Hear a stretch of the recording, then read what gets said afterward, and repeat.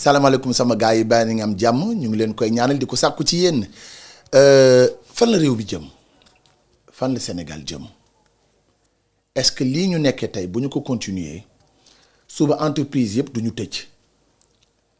est-ce que lii ñu nekkee suñ ko continuer xale yi danañ continuer di jàngi école est-ce que bu ñu bàyyee réseaux sociaux yi prennent le devant sur notre vie danañ mën a liggéey ci entreprise yi ñuy fay par weer bu dee. balaa ñuy tàmbali waxtaan bi nag dama leen di ñaan yéen déjà yi ñuy seetaan yi nekk bitim réew ak ci réew mi fu waay mënta nekk ngeen abonné ci sunu chaîne R4 Vision. tamit ngeen activer cloche de notification bi leen di permettre ngeen mën a jot sunuy vidéo yu bees yi voilà. alors donc li ñu doon wax mooy société boo gis léegi soo xoolee ni société bi di doxee boo xoolee organigramme bi nga xool tey nga jëlee hiérarchie bi ci kaw ba ci suuf bu ñu yegsi ci bureau yi 9h la ñuy yegsi. bana la ñuy commencé liggéey 11h 9h bu 11h lan la ñuy def ñu ngi ndekki ñu ngi taxawaale ci bureau yi ñu ngi waxtaan di wax ku ne li nga fanaanoo di wax ku ne problème bi nga amoo démb ci guddi ku nekk di wax li nga xamante ne aussi tamit moom nga ñu andi pour jaay ci entreprise bi at yi nga xamante ne tamit moom moo nekk ci biti moom la ñuy wax les points extérieurs nga dugal ko ci biir entreprise bi donc de 9h à 11h l'entreprise ne fonctionne pas. de 11h à 13h mooy heure bi ñuy def pause ñoom ñëpp bu ñuy liggéey y a 1 heure de temps boo xamante ne soo ko xoolee c'est entre le téléphone les réseaux sociaux sur son ordinateur wala ci téléphone am ak la machine ak liggéeyam kooku boo ko xoolee il est pas du tout productif la matinée. bu doon carburé 100% il est pas en plein régime 20% la joxe parce que 8h la xëy 9h mu toog ci bureau am 11h lay commencé liggéey 11h 13h boo jëlee 11h midi bi bu mi ngi coordonné këram mbindaan ba xale yam fa bàyyi yaayam yam yi jënd xaritam yi koy woo kaa yi muy gis ci internet bi et cetera et cetera bu ñu jugee de 11h ba 13h 1 heure de temps boo xamante ne lañ ci concentré wu liggéey ñu dem pause bu jotee kenn dootul nangu toog ci postam les gens se lèvent ils partent. dañuy dem jël seen pause war a dellu si 14h30 14h30 yow yaa ngi fa taxaw 14h nga xool entreprise bi toujours les gens arrivent à 14h30 le temps que ñu toog danañ dem waxtaani naan ataaya ku ne wax la nga gis ci mbedd bi ku ne wax li nga añee ki leen naan le plat du jour kii naan la nii kii naan la lii donc 15h la gars yi di commencer liggéey et on descend à 17h ou 17h30 voire 18h pour certains. Parfois même, il y en a certains qui descendent à 16h30. Donc, de 15h à 16h30, soo ko xoolee ñoom ñëpp kenn du ci kontaan parce que c'est la fin de journée ñu ngi xalaat ñibbi il y a le stress qui monte d'accord il y a la pression des clients ou bien des gens ou bien du travail boo xamante ne dafa woon ko le matin tu l'avais pas évacué bi nga ñëwee loolu nga nekk ci say kaa rek ba 16h di waaju jot mu leen yaa nga waaj a wàcc te liggéeyu guloo ne serait-ce que les 1/4 ci li la jox donc tu as une pression tu ne te concentres pas tu bâcles ton travail tu le fais très mal et ensuite nit ñi nga xamante ne bu fekkee ne service public la wala ñoo xamante ne dañuy société multinationale yi accueillir ay nit et cetera soo xoolee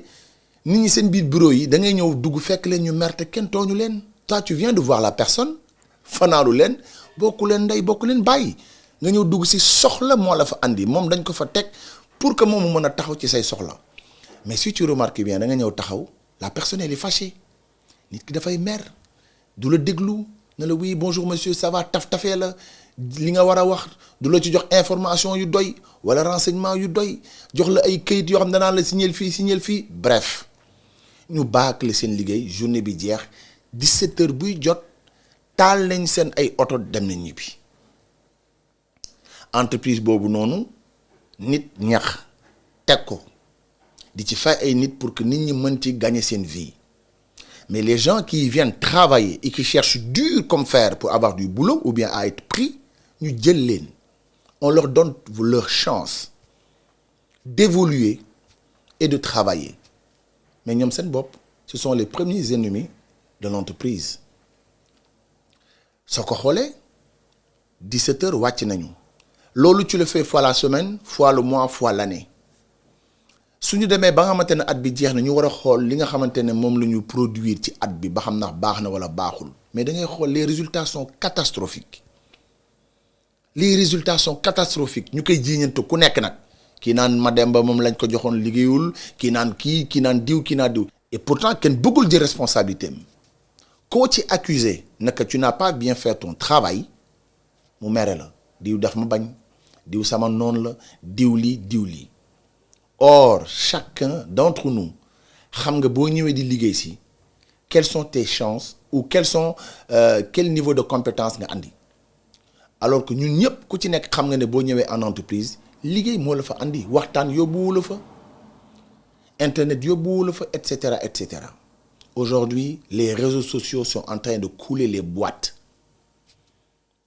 quasiment toutes les sociétés souffrent de ça. Gars yi est-ce que ñun li ñu war a def pour que entreprise yi di dox est-ce que ñun ñu ngi koy def avant ñuy ñëw ci directeur yeeg mauvaise gestion yeeg yooyu mais ñun personnellement bi ñun les personnels est-ce que suñu contrat ñu ngi koy mëtal ak suñu diggante ak entreprise bi est-ce que li ci war yëpp ñu ngi koy def pour que entreprise bi dox est-ce que li ñu digaal ak ñoom aussi ñu ngi koy def loolu c'est important ñu xam ko parce qu'il est temps nag ñu mën a génnee réseaux sociaux yi ci suñu dund ngir mën a liggéey bu baax parce que tey li ëpp ci li nga xamante ne ñu ñoo responsable ci ñun nu ñuy liggéey ci entreprise bi du dara lu dul rek réseaux sociaux yi internet d'une manière générale est-ce que jarul ñu taxawaat xool ñun addiction bi ñu am ci internet ba tax na léegi benn société doxatul na mu war a doxee kenn productifutul loolu est-ce qu'il est pas temps ñu xoolaat exactement est-ce que le téléphone on doit le laisser à la maison est-ce qu'on doit l'amener avec nous mais dañ ko suñu biir sac def ko mode avion ba heure pause ñu wuy téléphone yi wala est-ce que duñ ko teg suñu table aussi puisque c'est un outil de travail pour certains est-ce que liñ ciy def ci biir téléphone yi est-ce que liggéey bi la à 100%? Je ne pense pas. Pour dire vrai et pour être de bonne foi, je ne pense pas. Téléphone mi ngi yàq société bi mi ngi yàq entreprise yi mi ngi nasaxal entreprise bi waaye itamit mi ngi créer ay coow yu bari ci dëkk bi réseaux sociaux yi entreprise bu mu ci mënti doon boo leen ci jógul boo leen bëggee am satisfaction ci seen ay liggéey je ne pense pas que di ngeen ko am parce que les gens sont addicts maintenant les gens ils vivent de ça ils passent leur temps sur les réseaux sociaux les gens ne sont plus concentrés